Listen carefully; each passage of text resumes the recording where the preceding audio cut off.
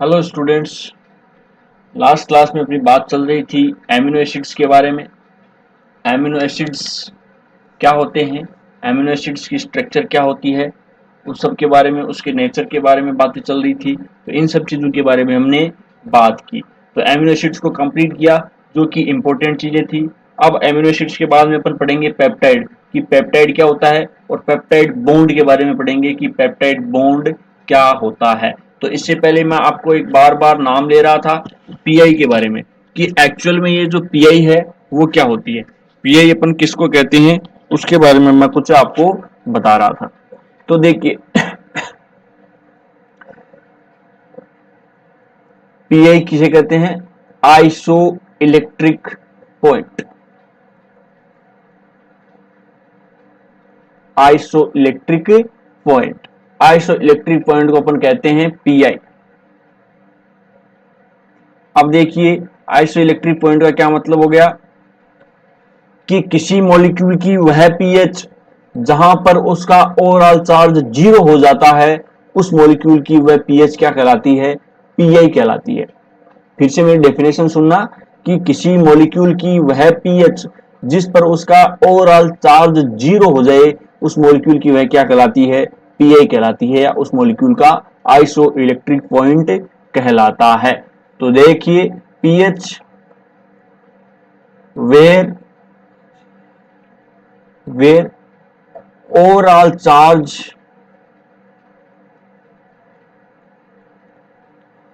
on biomolecule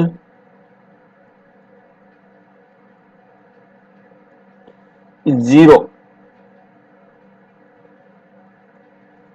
क्या होता है, जीरो हो जाता है, तो उस मॉलिक्यूल की वह पीएच क्या कहलाती है, पीआई कहलाती है। जैसे कि मैं मान लो एक आपको एग्जांपल दे रहा हूं, एग्जांपल क्या दे रहा हूं, कि किसी मॉलिक्यूल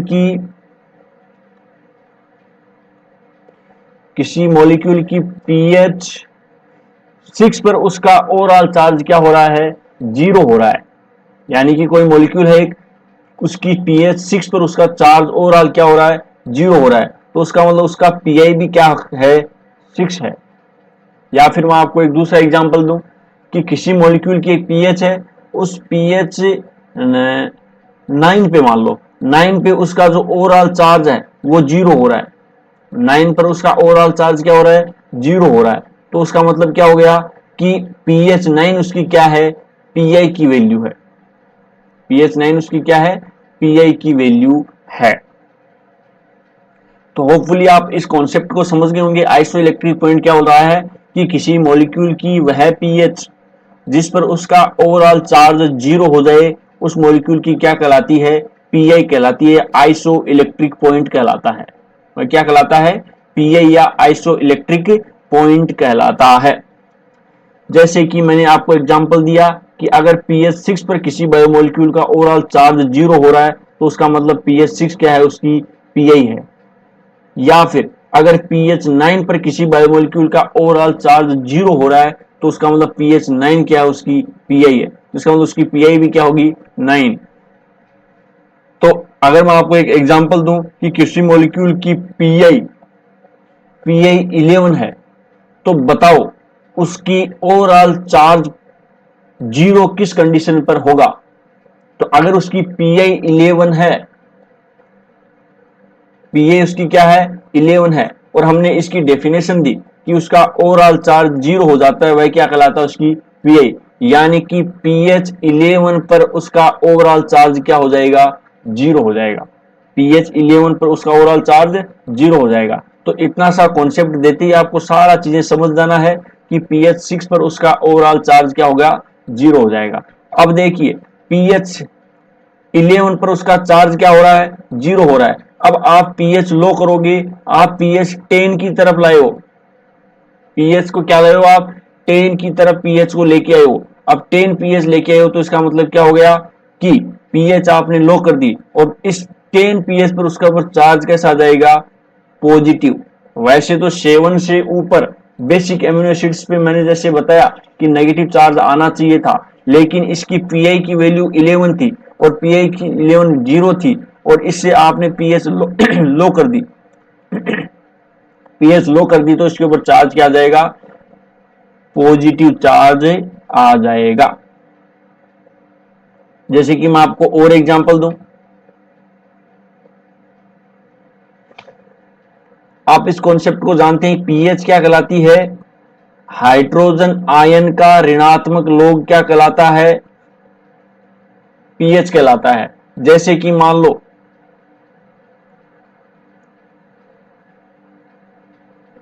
हाइड्रोजन आयन की कंसंट्रेशन बढ़ेगी तो पीएच घटेगी, यानी कि पीएच बढ़ेगी तो फिर हाइड्रोजन आयन की कंसंट्रेशन घटेगी, और हाइड्रोजन आयन की कंसंट्रेशन घटेगी तो उस नेचर को अपन क्या बोलते हैं, बेसिक। और हाइड्रोजन आयन की कंसंट्रेशन कब है, इसका मतलब उसके ऊपर चार्ज क्या जाएगा, नेगेटिव चार्ज। उसी प्रकार से पीएच घट रही है, पीएच घट रही है तो उसका मतलब उसके ऊपर हाइड्रोजन आयन चार्ज बढ़ रहा है, और हाइड्रोजन आयन चार्ज बढ़ रहा है तो उसका मतलब एसिड है, और उसके ऊपर हाइड्रोजन की अधिकता की वजह से चार्ज क्या आ जाएगा, पॉजिटिव चार्ज आ जाएगा। ये अपना सिंपल सा पीएच का कॉन्सेप्ट था। अब देखिए, मैंने आपको कुछ एसिडिक एमिनो एसिड्स बताए। एसिडिक एमिनो एसिड्स कौन सा था, एस्पार्टिक एसिड और ग्लूटामिक एसिड, ये कुछ एसिडिक एमिनो एसिड्स थे। इन एमिनो एसिड्स के अंदर मैंने बताया कि ये एसिड है फिर भी चार्ज क्या आ रहा है, नेगेटिव आ रहा है।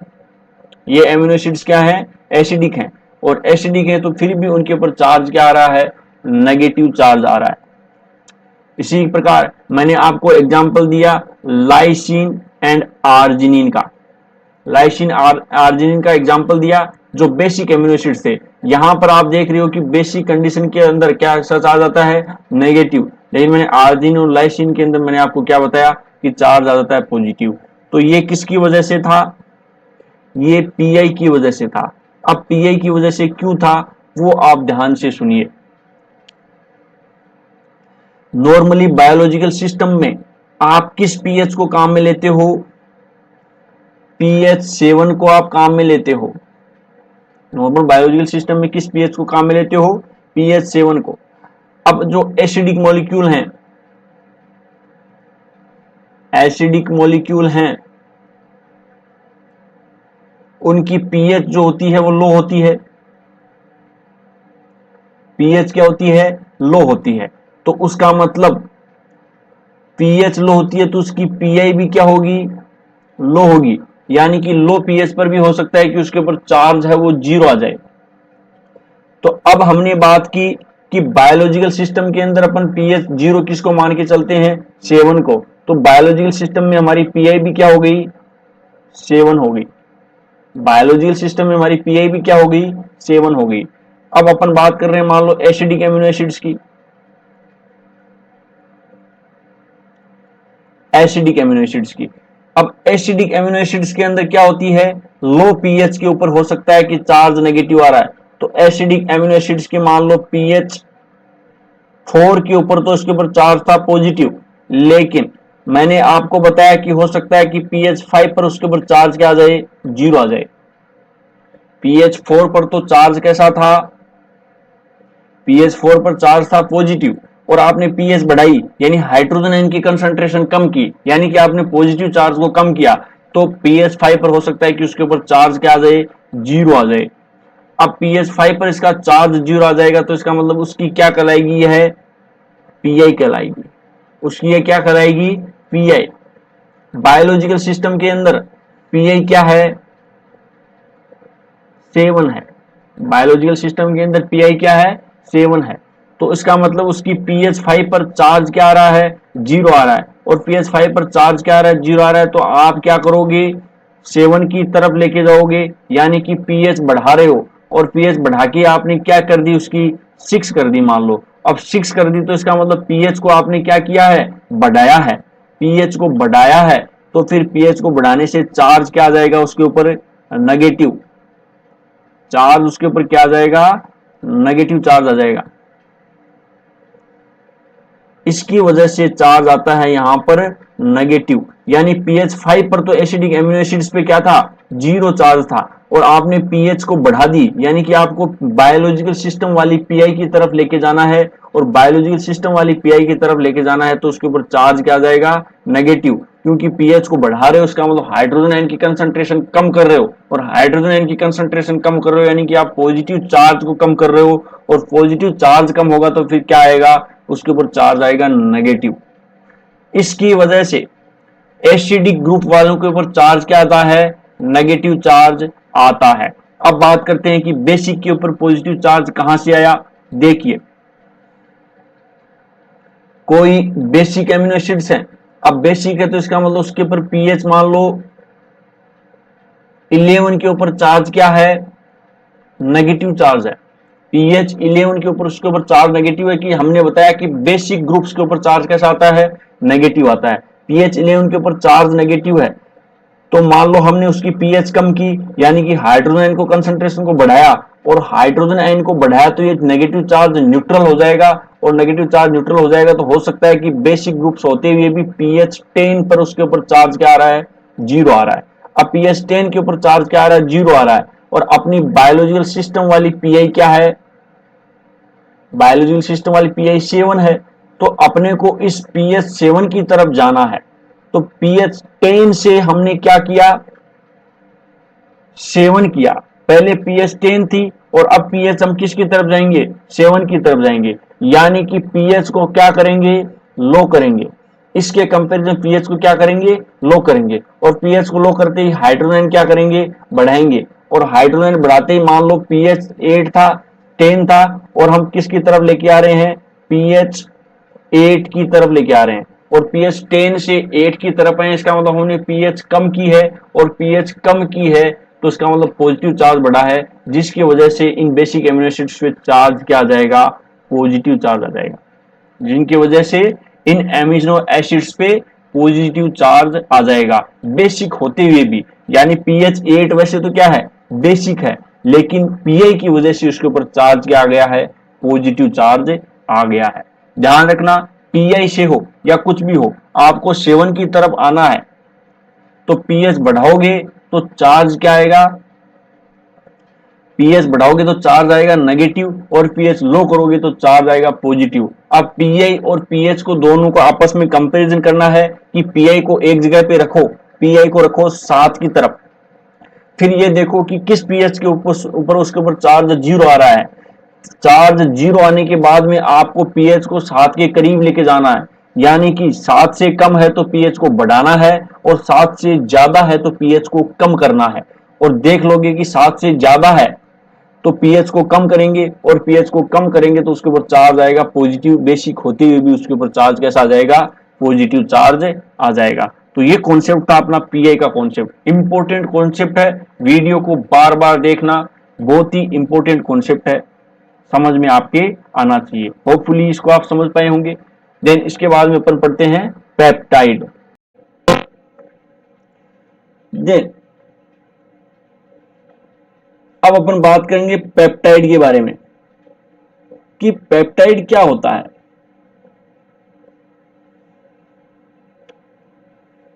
इंपॉर्टेंट बात किसकी करेंगे, पेप्टाइड के बारे में। अब पेप्टाइड बॉन्ड, इसको ओमेगा से दर्शाया जाता है। पेप्टाइड बॉन्ड जैसा कि मैंने बताया कि दो एमिनो एसिड आपस में किस बॉन्ड के द्वारा जुड़ते हैं, पेप्टाइड बॉन्ड के द्वारा, और पेप्टाइड बॉन्ड से किसी मॉलिक्यूल की स्ट्रेट चेन बनती है। स्ट्रेट चेन को आप क्या बोलते हैं, प्राइमरी स्ट्रक्चर। किसी मॉलिक्यूल की प्राइमरी स्ट्रक्चर के अंदर आपको पेप्टाइड बॉन्ड दिखाई देगा, यानी कि प्राइमरी स्ट्रक्चर के अंदर पेप्टाइड बॉन्ड के अलावा कोई भी बॉन्ड नहीं होता। अब देखिए, पेप्टाइड बॉन्ड को समझने से पहले अपन एक एमिनो एसिड की स्ट्रक्चर समझते हैं। ऐसी हमने कुछ स्ट्रक्चर बनाई थी, ये अपने एक एमिनो एसिड की स्ट्रक्चर है, मान लो सिंपल है। ये अल्फा कार्बन हमने बोला था, इसके इस साइड में एक एमाइड ग्रुप था और इस साइड में एक कार्बोक्सिलिक ग्रुप है, ये दोनों एक ग्रुप है। अब ये NH3 और ये कार्बन भी किसी बॉन्ड के द्वारा जुड़े हुए हैं कि नहीं जुड़े हुए। इसके अलावा ये कार्बन और ये कार्बोक्सिलिक ग्रुप भी किसी बॉन्ड के द्वारा जुड़े हुए हैं या नहीं जुड़े हुए, ये बिल्कुल जुड़े हुए हैं। तो ये NH3 और ये कार्बन जिस बॉन्ड के द्वारा जुड़े हुए होते हैं उस बॉन्ड को बोलते हैं फाई। उस बॉन्ड को क्या बोलते हैं? फाई। और ये अल्फा कार्बन और कार्बोक्सिलिक ग्रुप जिस बॉन्ड के द्वारा जुड़े हुए होते हैं उस बॉन्ड को बोलते हैं साई। यानी कि एमाइड ग्रुप और अल्फा कार्बन जिस बॉन्ड के द्वारा जुड़े हुए होंगे उस बॉन्ड को अपन बोलते हैं फाई, और अल्फा कार्बन और कार्बोक्सिलिक ग्रुप जिस बॉन्ड के द्वारा जुड़े हुए होंगे उस बॉन्ड को क्या बोलते हैं? साई। तो ये फाई और साई का कॉन्सेप्ट है। एक तो इस बॉन्ड का ध्यान रखना। अब देखिए इसके पास में अपन एक दूसरा एमिनो एसिड बनाते हैं।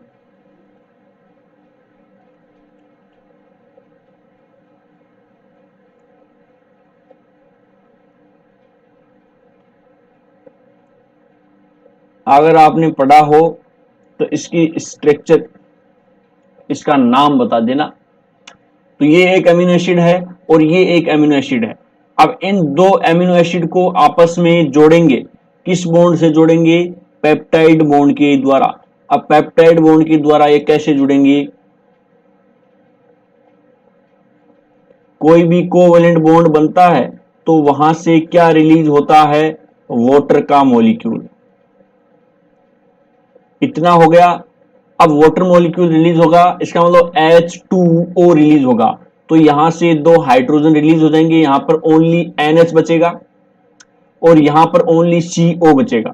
यहां से अगर H2O को आप रिलीज कर रहे हो तो आराम से रिलीज करके देख लेना। यहां से दो हाइड्रोजन निकाल दोगे, इसका मतलब यहां पर ओनली NH बचेगा और यहां पर CO बचेगा। ये H2O के फॉर्म में ये दोनों चीजें निकल जाएंगी, ये इतनी चीज निकल जाएगी। तो इसका मतलब C डबल बॉन्ड O बचा है। या फिर मैं इस पेप्टाइड बॉन्ड को आप अलग कलर से शो कर देता हूं।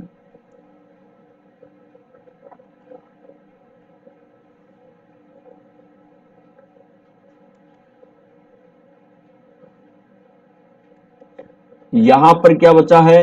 C डबल बॉन्ड O, और यहां पर क्या बचा है? N के साथ में H। अब बाकी तो सारा सेम ही है।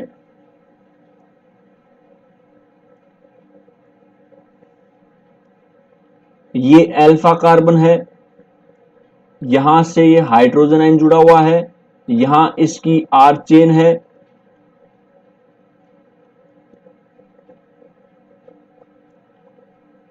यहां COO माइनस है। तो ये जो बॉन्ड है इस बॉन्ड को अपन क्या बोलते हैं? Peptide bond. इस बॉन्ड को अपन क्या बोलेंगे? Peptide bond. जो एक कोवेलेंट बॉन्ड होता है।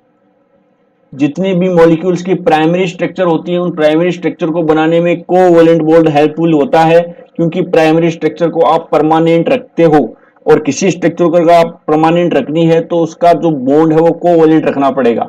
सेकेंडरी स्ट्रक्चर को आप परमानेंट नहीं रखते, सेकेंडरी स्ट्रक्चर से चाहे तो आप प्राइमरी स्ट्रक्चर बना सकते हो, तो इसका मतलब क्या हो गया कि वहां पर वीक बॉन्ड काम करेंगे। तो पेप्टाइड बॉन्ड एक कोवेलेंट होता है और किसी भी मॉलिक्यूल की स्ट्रक्चर अगर प्राइमरी स्ट्रक्चर है तो सभी मॉलिक्यूल्स की ध्यान रखना, प्राइमरी स्ट्रक्चर के अंदर हमेशा हमेशा कोवेलेंट बॉन्ड ही काम करेगा। कोवेलेंट बॉन्ड का मतलब है स्ट्रॉन्ग बॉन्ड। कोवेलेंट बॉन्ड का मतलब है स्ट्रॉन्ग बॉन्ड। और स्ट्रॉन्ग बॉन्ड की कैटेगरी क्या है मैं आपको यह भी बता देता हूं। स्ट्रॉन्ग बॉन्ड की कैटेगरी क्या है? स्ट्रॉन्ग बॉन्ड की कैटेगरी है जिसकी बॉन्ड एनर्जी 50 किलो कैलोरी से ज्यादा है, उसको अपन क्या बोल देंगे? Strong bond.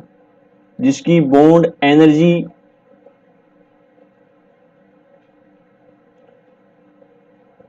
50 कैलोरी या 50 किलो कैलोरी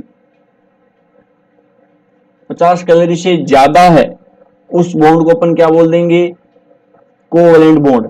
और ये जो पेप्टाइड बॉन्ड होता है उसकी बॉन्ड एनर्जी होती है अप्रोक्सीमेट 100। बॉन्ड की एनर्जी कितनी होती है इसकी? अप्रोक्सीमेट 100। जो ग्लाइकोसिडिक बॉन्ड है इसकी 60 से 70 तक होती है, और जो आयनिक आयनिक बॉन्ड है केमिस्ट्री के अंदर उसकी होती है 400 किलो कैलोरी एनर्जी। तो उसकी बहुत हाई एनर्जी होती है। तो बॉन्ड एनर्जी क्या होती है? बॉन्ड एनर्जी होती है किसी बॉन्ड को तोड़ने में लगी एनर्जी को अपन क्या बोलते हैं? Bond energy. किसी बॉन्ड को तोड़ने में लगी एनर्जी क्या कहलाती है? बॉन्ड एनर्जी कहलाती है। तो इसका मतलब आप जब पेप्टाइड बॉन्ड को तोड़ोगे तो आपको 100 किलो कैलोरी एनर्जी खर्च करनी पड़ेगी।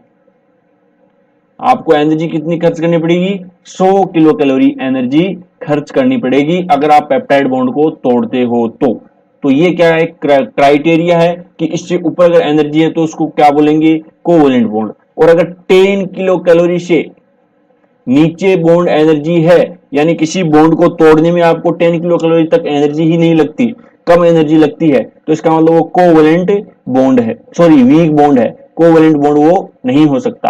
और 10 किलो कैलोरी से ऊपर है तो उसको आप वीक बॉन्ड और कोवैलेंट बॉन्ड की कैटेगरी में रख सकते हो। तो ये तो बॉन्ड होती है criteria, bond energy. Bond energy क्या कहलाती है? किसी मॉलिक्यूल को या किसी बॉन्ड को तोड़ने में लगी एनर्जी क्या कहलाती है?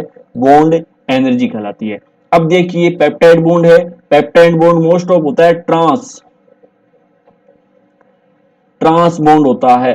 पेप्टाइड बॉन्ड क्या होता है? ट्रांस। पेप्टाइड बॉन्ड ट्रांस कैसे होता है? यहाँ का ये सी डबल बॉन्ड आप देख रहे हो ऊपर है और यहाँ हाइड्रोजन देख रहे हो नीचे है। अगर ये दोनों एक ही डायरेक्शन के अंदर होते तो यह बॉन्ड कहलाता सिस। अगर ये दोनों एक ही डायरेक्शन के अंदर होते तो ये बॉन्ड क्या कहलाता? ये बॉन्ड सिस बॉन्ड कहलाता। लेकिन बॉन्ड पेप्टाइड बॉन्ड जो होता है वो हमेशा क्या होता है? ट्रांस बॉन्ड होता है। पेप्टाइड बॉन्ड हमेशा ट्रांस बॉन्ड ही होता है। अब इसके अंदर आप आइडिया लगाओ कि ये कौन सा बॉन्ड है?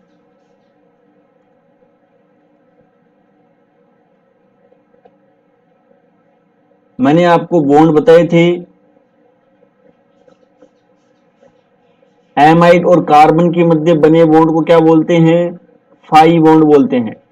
और अल्फा कार्बन और कार्बोक्सिलिक ग्रुप के मध्य बने बॉन्ड को क्या बोलते हैं? साई बॉन्ड बोलते हैं। और पेप्टाइड बॉन्ड को क्या बोलते हैं? ये पेप्टाइड बॉन्ड है, ये पेप्टाइड बॉन्ड को बोलते हैं ओमेगा। और जो आर चेन के बीच बना हुआ बॉन्ड होता है उस बॉन्ड को बोलते हैं काई। ये चीज भी इंपॉर्टेंट है, रामाचंद्रन प्लॉट पढ़ेंगे तो इसमें फाई, साई और ओमेगा बॉन्ड का आपको ध्यान रखना है। तो इस प्रकार से आप देख रहे हैं कि पेप्टाइड बॉन्ड के अंदर आर चेन का कोई भी रोल नहीं होता। पेप्टाइड बॉन्ड में आर चेन का कोई भी रोल नहीं होता। फिर भी इसका जो रोटेशन होता है, जिसकी आर चेन छोटी होती है उसका रोटेशन ज्यादा हो सकता है और जिसकी आर चेन बड़ी होती है उसका रोटेशन कम होता है। अब मैंने आपको बताया प्रोलीन। प्रोलीन ट्रांस बॉन्ड नहीं बना के क्या बनाता है? सिस बॉन्ड बनाता है। तो सिस बॉन्ड कैसे बनाता है? जैसे कि मान लो प्रोनिन के साथ में यहां पर भी एक CH2 था, तो ये तो इतनी तो ऑक्यूपाइड थी उसकी आर चेन, तो ये हाइड्रोजन कहां जाता? ये हाइड्रोजन ऊपर की तरफ जाता, क्योंकि यहां तक तो इतने एरिया के अंदर तो इसकी कवर्ड कौन सी थी? आर चेन ही कवर्ड थी। तो ये हाइड्रोजन ऊपर जाता और ऑक्सीजन और हाइड्रोजन एक ही डायरेक्शन के अंदर आपको दिखाई देते। तो इसका मतलब प्रोलीन कैसा बॉन्ड बना सकता है? सिस बॉन्ड बना सकता है। और प्रोलीन सिस बॉन्ड बनाते ही पेप्टाइड बॉन्ड में प्रॉब्लम क्या होगी कि इसमें किंक आ जाएगा, यानी ये एक दूसरे की तरफ हो सकता है कि ये मुड़ जाए दोनों। तो इसका मतलब अगर पेप्टाइड बॉन्ड मुड़ गया तो फिर वो प्राइमरी स्ट्रक्चर नहीं कहलाएगी, वो उसकी आइडेंटिटी ही खत्म हो जाएगी। क्योंकि प्राइमरी स्ट्रक्चर का मतलब होता है कोई मॉलिक्यूल स्ट्रेट लाइन में एक सीधी चेन में जुड़ा हुआ होता है, उसे हम प्राइमरी स्ट्रक्चर कहेंगे। और जब ये मुड़ जाएगा, उसके अंदर किंक आना स्टार्ट हो जाएगा, तो फिर ये प्राइमरी स्ट्रक्चर नहीं कहला के हम हो सकता है इसको सेकेंडरी स्ट्रक्चर बोले, हो सकता है हम उसको टर्सरी स्ट्रक्चर बोले, हो सकता है कि कोई स्ट्रक्चर ही नहीं बोले इसको। ठीक है, तो कुल मिला के ये जो स्ट्रक्चर है वो डिस्टर्ब हो जाएगी प्रोलीन की वजह से, क्योंकि प्रोलीन है वो ट्रांस बॉन्ड के साथ साथ सिस बॉन्डिंग भी कर सकता है। तो ये अपना पेप्टाइड बॉन्ड था। अब इसके अंदर आप देख पा रहे हैं कि ये पार्शियल डबल बॉन्ड होता है। पेप्टाइड बॉन्ड क्या होता है? Partial double bond. Partial double bond का क्या मतलब हो गया? इसके अंदर आप देख रहे हो लोन पेयर ऑफ इलेक्ट्रॉन की बात करो कि इस कार्बन की वैलेंसी कितने बॉन्ड के द्वारा हो रही है? 1 2 3 4 बॉन्ड के द्वारा इसकी वैलेंसी हो रही है। लेकिन इस नाइट्रोजन के साथ में आप देखोगे कि 2 लोन पेयर ऑफ इलेक्ट्रॉन है, 1 2 3। नाइट्रोजन की वैलेंसी किससे हो रही है? ओनली 3 ग्रुप से ही कंप्लीट हो रही है। तो इसका मतलब यहां पर आपको नाइट्रोजन की तरफ से तो क्या करना पड़ेगा? डबल बॉन्ड लगाना पड़ेगा। और अगर आपने कंप्लीट डबल बॉन्ड लगा दिया तो कार्बन की वैलेंसी क्या हो जाएगी? 5 हो जाएगी, जो कि पॉसिबल नहीं है। तो इस बॉन्ड को अपन क्या बोलते हैं? पार्शियल डबल बॉन्ड, यानी आधा अधूरा डबल बॉन्ड। तो पेप्टाइड बॉन्ड क्या होता है? पार्शियल डबल बॉन्ड होता है। पेप्टाइड बॉन्ड को अपन क्या बोल सकते हैं? Partial double bond.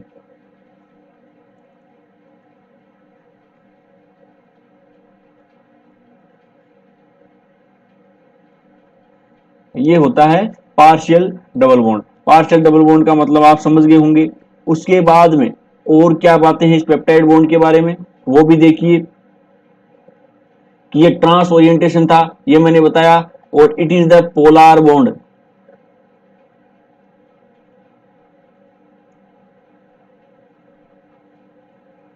Polar bond का मतलब था इस कार्बन के ऊपर क्या जुड़ा हुआ है?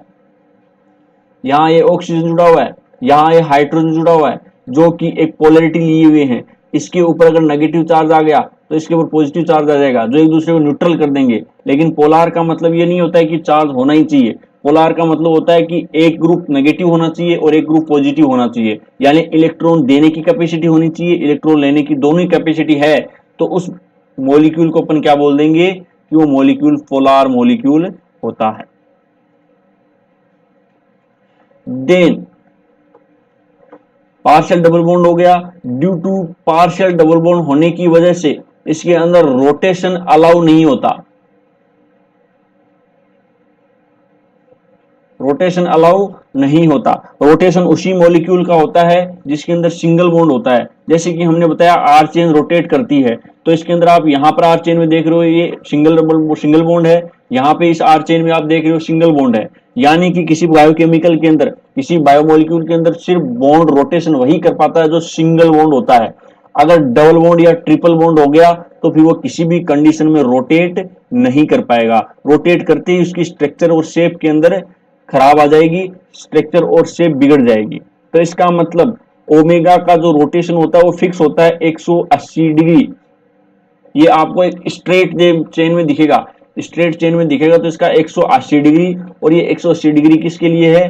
ट्रांस के लिए। लेकिन अगर आप सिस की बात करोगे तो ये पेप्टाइड बॉन्ड हो सकता है कि आपको 0 डिग्री पे ही दिखाई देने लग जाए, यानी कि पूरा का पूरा मुड़ के एक दूसरे पे ओवरलैप भी हो सकता है। तो जो सिस बॉन्ड है उसको बायोलॉजिकल सिस्टम के अंदर फेवर नहीं किया जाता।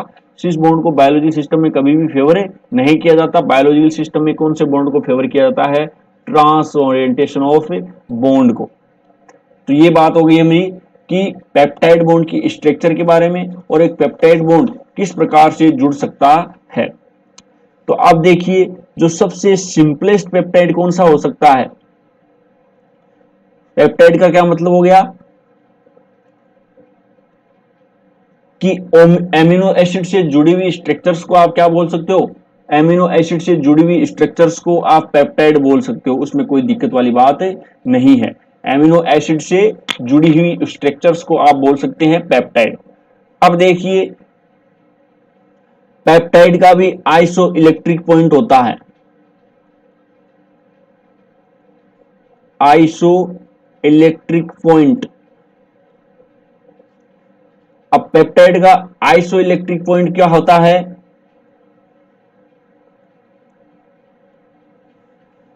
एवरेज ऑफ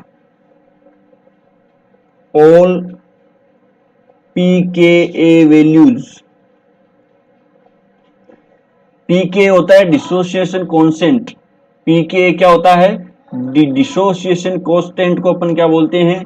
pKa वैल्यू बोलते हैं। जैसे कि मान लो एक पेप्टाइड आपको मैं दे रहा हूं,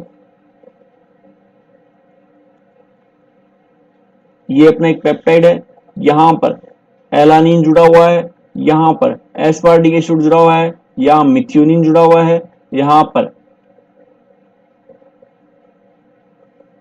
ये कौन सा था?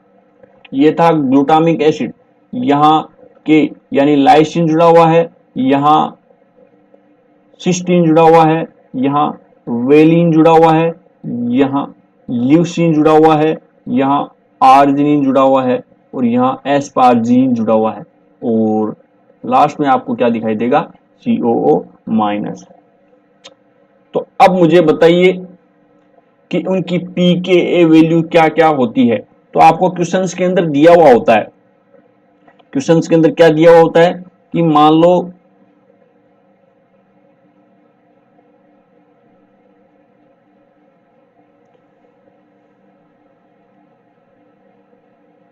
यहां, हाँ यहां आ जाएगा।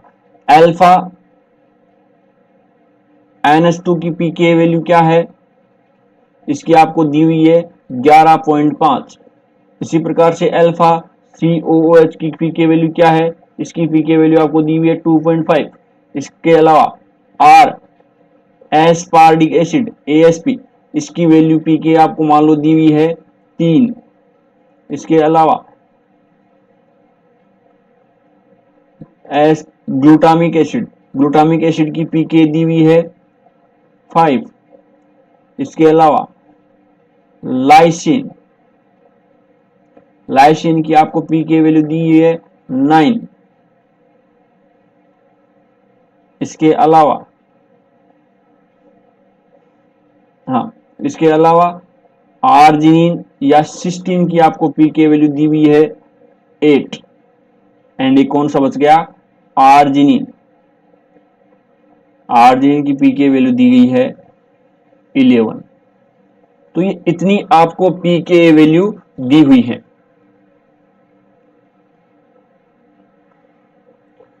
तो देखिए पीके वैल्यू क्या होती है,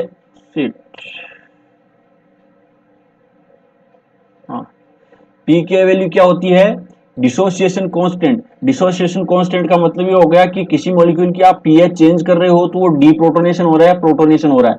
यानी कि आप पीएच कम कर रहे हो तो उसका होगा प्रोटोनेशन, हाइड्रोजन आयन की कंसंट्रेशन बढ़ेगी, इसका मतलब प्रोटोन बढ़ेंगे तो उस कंडीशन को अपन क्या बोल देंगे, प्रोटोनेशन। और अगर आप पीएच बढ़ा रहे हो तो हाइड्रोजन के आयन की कंसंट्रेशन कम होगी, और हाइड्रोजन आयन की कंसंट्रेशन कम होगी तो इस कंडीशन को अपन क्या बोलेंगे, डीप्रोटोनेशन। तो इस प्रकार से पी के वैल्यू क्या होती है, किसी चार्ज मॉलिक्यूल के अंदर आप पीएच को बढ़ाते हो कम करते हो तो उसके अंदर प्रोटोनेशन एंड डीप्रोटोनेशन होता है। लेकिन आप नॉन पोलर मॉलिक्यूल्स हैं जो नॉन चार्ज्ड हैं, जिनके ऊपर किसी भी प्रकार का चार्ज नहीं है, उनको आप कितनी पीएच कम ज्यादा करो उसके अंदर किसी भी प्रकार का प्रोटोनेशन एंड डिप्रोटोनेशन नहीं होगा। तो पीके यानी डिसोसिएशन किसका होगा, चार्ज मॉलिक्यूल का, यानी प्रोटोनेशन एंड डिप्रोटोनेशन किसका होगा, ओनली चार्ज मॉलिक्यूल का। इसलिए पीके वैल्यू भी हमेशा चार्ज मॉलिक्यूल्स की ही होती है। सिस्टीन की मैंने आपको पीके वैल्यू क्यों दिखाई है, नॉर्मली तो मैंने आपको सिस्टीन की चार्ज नहीं बताया था, सिस्टीन के ऊपर कभी भी चार्ज नहीं बताया था। लेकिन ये इसके साथ साथ में मैंने ये भी बताया था कि जो सल्फर ग्रुप होता है वो प्रोटोनेशन कर सकता है, डीप्रोटोनेशन कर सकता है। और सल्फर के ऊपर चार्ज आप जानते हो कैसा होता है, नेगेटिव चार्ज। तो अगर आप उसकी सिस्टीन की पीएच लो करते हो या पीएच हाई करते हो, आप उसकी अगर पीएच हाई करते हो तो क्या होता है, वहां से हाइड्रोजन आयन हट जाएगा, और हाइड्रोजन आयन हटते ही सल्फर पर चार्ज कैसा आ जाएगा, नेगेटिव। क्योंकि सल्फर के ऊपर खुद के ऊपर चार्ज था नेगेटिव, और उसके पास में एक हाइड्रोजन था, तो दोनों ने चार्ज को कर रखा था न्यूट्रल। तो सिस्टीन नॉर्मल कंडीशन में कैसा था, नॉन पोलर। लेकिन अगर आप पीएच को बढ़ाओगे तो हाइड्रोजन आयन की कंसंट्रेशन कम होगी, और जो एसएच था उससे हाइड्रोजन आयन निकल जाएगा, और हाइड्रोजन आयन निकलते ही सल्फर अकेला रहेगा, और सल्फर अकेला रहेगा तो उसके ऊपर चार्ज कैसा आ जाएगा, उसके ऊपर चार्ज आ जाएगा नेगेटिव। तो देखिए एलानिन नॉन पोलर है, एस्पार्टिक एसिड के ऊपर -1 चार्ज होता है, methionine non polar, S glutamic acid के ऊपर चार्ज नेगेटिव होता है। ये है लाइसिन, और लाइसिन पॉजिटिव चार्ज यानी बेसिक अमीनो एसिड था। सिस्टीन अगर आप पीएच कम करोगे या बढ़ाओगे तो उसके ऊपर भी चार्ज कैसा आ सकता है, नेगेटिव। लेकिन 1 नहीं आता, 0.5 आता है, कम आता है उसके कंपेरिजन में। ल्यूसिन नॉन पोलर है। आर्जिनिन के ऊपर चार्ज कैसा आता है, +1, और इसके ऊपर नेगेटिव चार्ज है। एस्पार्जिन तो एस्पार्टिक एसिड का एमाइड था, जो कि क्या था, नॉन पोलर था। तो ये इतने आपके पास में चार्ज ग्रुप हैं, 1 2 3 4 5 6 7। यहां पर भी देख लो 1 2 3 4 5 6 7, यानी कि ये है। अब आप किसी चीज का एवरेज कैसे निकालोगे, अपन पढ़ते थे छठी सातवीं क्लास के अंदर औसत निकालते थे। तो औसत का फॉर्मूला क्या होता था, राशियों का योग बट्टा राशियों की संख्या। क्या होता था, राशियों का योग बटा राशियों की संख्या। तो राशियों का योग कीजिए, एवरेज निकालना अपने को, एवरेज निकालना है तो इसका मतलब क्या है, पीआई निकल जाएगी। एवरेज निकालते ही क्या निकल जाएगी, आपकी पीआई निकल जाएगी। तो देखिए एवरेज कैसे निकालोगे, बहुत सिंपल सी बात है, एवरेज तो आप आसानी से निकाल सकते हो। तो यहाँ 11.5 plus 2.5 plus 3 plus 5 plus 9 plus 8 plus 11, कितनी राशि है? राशियों की संख्या कितनी है? 7। अब आप इसके अंदर भाग दोगे तो आपके पास में आंसर क्या आएगा? 11.5 प्लस 2.5 यानी कि 11 प्लस 3 14, 14 प्लस 3 15, 16, 17, 22, 22 और 31, 31 और 8 39, 39 और 11 40, 50, 50 बट्टा 7, तो ये अप्रोक्सीमेट आएगी 7.1 बचेगा 10, 7.1 मान लो, यानी कि इसकी पीआई की वैल्यू क्या है? 7.1, और 7.1 का मतलब क्या हो गया कि यह 7.1 पर इसका ओवरऑल चार्ज क्या हो जाएगा? 0। इस पेप्टाइड पर 7.1 पीएच पर चार्ज क्या हो जाएगा? 0 इसके ऊपर चार्ज हो जाएगा। तो ये कॉन्सेप्ट है अपना पीआई का कॉन्सेप्ट। इसके अलावा हमने पढ़ा पेप्टाइड के बारे में। इसके अलावा हमने ये बात भी पढ़ी कि एक पेप्टाइड का पीआई की वैल्यू कैसे निकाली जा सकती है। ये हमने पीआई का फॉर्मूला देखा। तो यहाँ पर अपना पेप्टाइड एंड पीआई का कॉन्सेप्ट आज कंप्लीट हुआ। आप होपफुली पीआई की वैल्यू को समझ पाए होंगे और पेप्टाइड को भी समझ पाए होंगे और पेप्टाइड की पीआई निकालना भी समझ पाए होंगे। जो पेप्टाइड की पीआई निकालनी होती है वो नेट में पूछी जाती है। जितनी भी पीजी करने के बाद में कॉम्पिटिटिव एग्जाम्स होती हैं उसके अंदर पेप्टाइड की पीआई की वैल्यू पूछी जाती है। तो अगर आपको फिलहाल की कंडीशन में नहीं समझ में आता है तो आप समझने की कोशिश कीजिए, पूछने की कोशिश कीजिए। उसके बाद भी नहीं समझ में आता है तो कोई दिक्कत वाली बात नहीं है। एमएससी में आपको इसके बारे में नहीं पूछा जाएगा। एमएससी में पूछा जाएगा कि पेप्टाइड बॉन्ड क्या होता है, उसका नेचर क्या होता है, तो वो चीजें आप ध्यान में रखना, बाकी कोई दिक्कत नहीं है। अब डाईपेप्टाइड या कुछ एग्जाम्पल देख लेते हैं कि डाईपेप्टाइड यानी सबसे सिंपलेस्ट पेप्टाइड कौन सा होता है? डाईपेप्टाइड। तो डाईपेप्टाइड का जनरल लाइफ में एग्जांपल है, इसको अपन बोलते हैं एस्पार्टेम। एस्पार्टेम जो आर्टिफिशियल शुगर होती है उसको अपन बोलते हैं एस्पार्टेम। आर्टिफिशियल शुगर, इसको शुगर फ्री शुगर कहते हैं। जिसको डायबिटीज की प्रॉब्लम होती है, जिसके अंदर ब्लड ग्लूकोज ज्यादा था, तो उसको क्या दिया जाता है? एस्पार्टेम दी जाती है। इससे ग्लूकोज नहीं बनेगा और आपको मुंह को स्वाद भी आता रहेगा। एस्पार्टेम के अंदर आपको ग्लूकोज भी नहीं मिलेगा और आपका स्वाद भी बना रहेगा। ये एस्पार्टिक एसिड से कौन सा एमिनो एसिड जुड़ा हुआ होता है? फेनिलएलानिन। एस्पार्टेम के अंदर कौन सा स्ट्रक्चर क्या होती है उसकी? एस्पार्टिक एसिड से फेनिलएलानिन जुड़ा हुआ होता है। ये इसकी बात हो गई। उसके बाद में एक ट्राइपेप्टाइड होता है जिसका नाम होता है ग्लूटाथियोन। एक ट्राइपेप्टाइड जिसका नाम होता है ग्लूटाथायोन। ये ऑक्सीडेटिव रिएक्शन के अंदर बहुत ज्यादा काम करता है। जब आपकी बॉडी में रिएक्टिव ऑक्सीजन स्पीशीज बनना स्टार्ट हो जाती हैं तभी आपकी बॉडी में बहुत ही ज्यादा काम करता है। जैसे कि पेरोक्सिसोम के अंदर कौन से एंजाइम काम करते हैं? सुपर ऑक्साइड डिसम्यूटेज, कैटेलेज, इन जैसा काम भी कौन करता है? ग्लूटाथायोन। ये ट्राइपेप्टाइड होता है और इसकी स्ट्रक्चर होती है ईसीजी। ई फॉर क्या था? Glutamic acid, C for cysteine, G for glycine. तो इनके सिंबल्स आप जरूर याद रखना, बिना सिंबल्स के बात बनेगी नहीं। इतनी आसान सी बात नहीं बनेगी बिना सिंबल के। तो ये कुछ डाइपेप्टाइड, ट्राइपेप्टाइड और बाकी पॉलीपेप्टाइड के बारे में तो अपन बहुत ही ज्यादा पढ़ने वाले हैं। जितनी भी प्रोटीन्स होती हैं वो सब पॉलीपेप्टाइड्स की बनी होती है, जिसके अंदर हो सकता है कि 100 एमिनो एसिड बने हुए हो सकता है 150, 1000, 1500 या 70, 80 एमिनो एसिड, कितनी भी एमिनो एसिड्स की स्ट्रक्चर हो सकती हैं। तो ये अपनी कुछ पेप्टाइड्स के बारे में थी। नेक्स्ट क्लास में अपन पढ़ेंगे रामाचंद्रन प्लॉट, जो कि पेप्टाइड से भी ज्यादा इंपॉर्टेंट है। तो मिलेंगे अपन नेक्स्ट क्लास में। आज के लिए इतना ही करेंगे। Thank you so much.